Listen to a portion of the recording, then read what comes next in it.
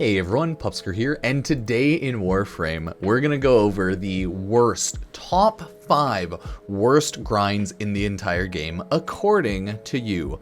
I polled my YouTube, Twitter, Facebook, and Instagram, all of my possible social medias, and asked everyone, what in Warframe is the worst possible grind for you?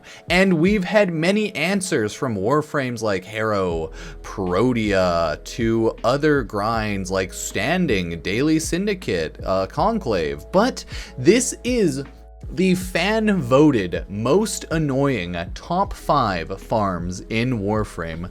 So to start it off, congrats Brandon McCabe. Personally, the Syndicate grinds are the worst.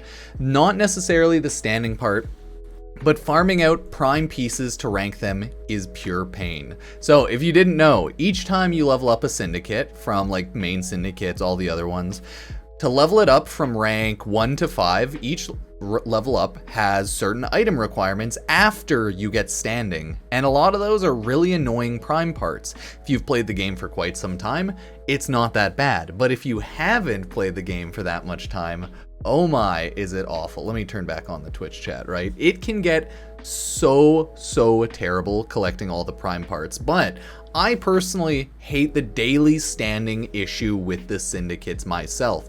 When you're lower MR, you can only get like 10 to 20,000 master rank, standing based master rank, I should say, every day. So you can't really get a ton of standing at all.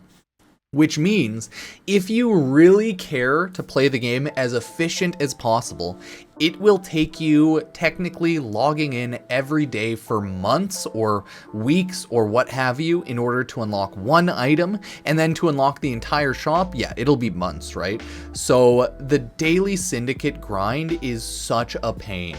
I myself still don't find like the level up requirement that bad, because you can always farm, but it could be so much worth. Yeah, chat thinks Sevagoth's pretty terrible. There's a lot of Warframes that people consider as some of the worst. Let's go on to the next one. People really hated new player experience of getting up to the new war and reading "This mission requires a necromech." It's one that I won't forget anytime soon. So, the necromech in Warframe is one of those more recent farms, right? It came along with Deimos. In order to farm up the necromech, you need to farm up a lot of open world, just general standing on Deimos. From there, you have to target farm the the ISO vaults, the pretty much necromech vaults, where you have to kill and farm necromechs over and over and over. The annoying part is you have to do daily standing with it, along with relying on certain RNG drops of the necromechs. So you go on to the highest tier, like bounty vault, whatever it's called, you fight the necromechs, you kill all 3 necromechs, and there's a decent enough chance you just get nothing that you actually need. For some people. I myself did find that the necromech grind wasn't the worst. The reason probably was, though, I was here when Deimos released. I played Deimos on release. I farmed up the entire necromech while it was new and fresh in everyone's mind. I still find it's quite easy and quite possible to get into groups whenever I farm random isolation vaults and necromechs, but other people don't find that is the same case, so it can get really annoying. We have another comment under the same vein of, I'd go with the necromech grind because no one plays that shit anymore. You're basically doing that solo and can be pretty bad at that point for progression. Oh, and that can't be pretty. That can be, pretty annoying. Okay. The most annoying part is that you have to do it in order to progress at all. So, mandatory necromech grind, stopping you from completing New War, Zariman, etc. is really apparently not what people wanted. People are mad that they have to farm up the necromech in order to get to the New War or Zariman in order to complete the game and complete the story.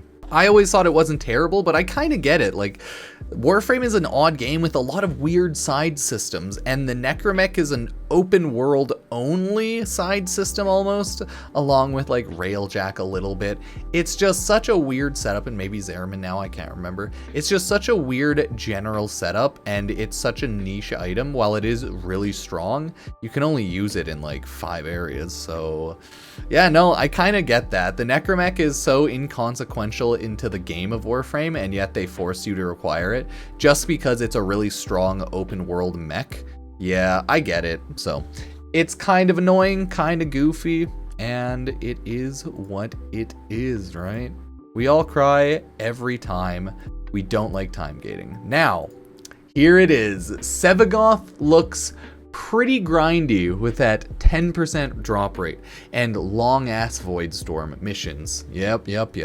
So I believe the way Sevagoth works is he's just straight up a 10% drop rate from a handful of like different Void Storm missions. So you need to run like 10-minute minimum almost missions. Like they go pretty long sometimes, 5 to 10 minutes at the least, right? You have to farm pretty long missions at a 10% drop rate. It's like kind of what, Korra? It's also really bad. There's a ton of awful farms like the La Vandals. You just have to keep farming it and essentially pray that we actually get good items. And that's always the struggle of Warframe, right? It's like, what are we getting that's good? What are we getting that's bad? And are we actually going to end up using it? Like, do I want to put in tens of hours for maybe getting this one item? Yeah, maybe Sevagoth being one of those Warframes for a lot of people isn't, but he is seen as one of those Warframes that most people think is kind of a mandatory farm, because the Helminth spot for Gloom is so ridiculously strong that a lot of people just love using Sevagoth only for Gloom, and Helminth subsume that onto pretty much every Warframe that they possibly can. So it gets pretty chaotic in that regard, and it's kind of a meme. But yeah, there's a ton of random one-off weapons that don't matter, like Wolf Sledge, the Lato weapons in ESO, that are insane grinds with like 2% drop rates. Those are like obviously objectively worse, but like no one cares about those, so you know, those don't really matter as much. So let's go on to the next one, which will be da-na-na-na. I absolutely hated Protea grind. I literally farmed the plat it takes to buy her instead of doing the Granum Voids. Do you want to know the funniest part? I wanted Protea so bad, and I did like 20 runs in a row without getting any sort of drop. So I also broke down and ended up buying Protea. If you didn't know, how Protea works is each one of her parts drops off a separate level of like Granum Void, Fisher, whatever they're called, right? So you do the Granum Void and then you come back. But each drop part of Protea is similar to Sevagoth. It's like a 10 to 12% drop chance. So you're farming this like minimum like 5-minute mission, 4-minute mission. It can't be too long, but you're farming a mission constantly, just hoping for that 10% drop. And while 10% isn't terrible, right? It's not the worst whatsoever. It's still kind of annoying, and I'm not a huge fan of that. But it could always be worse, so those random drop chances, if you do get unlucky, can be pretty bad. So it is what it is. Now, last but not least, we have, after being in that mission for a total of 100 plus hours, Saturn defection for Harrow Systems, I've come to the conclusion that drop doesn't exist. That's right, everyone. That is the final drop. Nice. That people are annoyed about. Legitimately, a handful of Warframes really piss people off, and Harrow is another one of those. Not Korra anymore. That's right.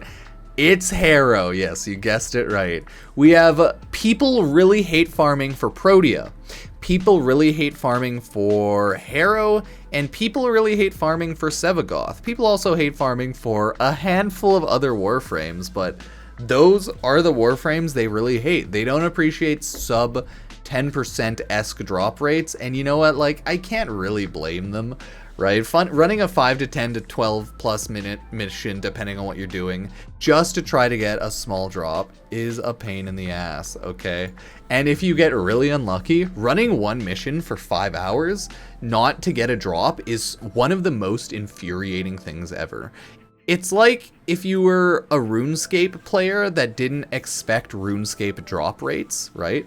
Because RuneScape is a game that has many Easter eggy, vanity type 1% less than 1% drop rate items where it's like, hey, kill this mob and there's a 1 in 50,000 chance you'll get this random item, have fun. Or it's like old school RuneScape, hey, do this thing and there's a 1 in 5,000 or a 1 in 10,000, 1 in 100,000 chance that you might get this pet, have fun. So Warframe has never been that game with such insanely low drop rates. So farming for one random item that you barely care about for 5 hours and not getting it can be super triggering. So those are all of the farms that people absolutely hate, right?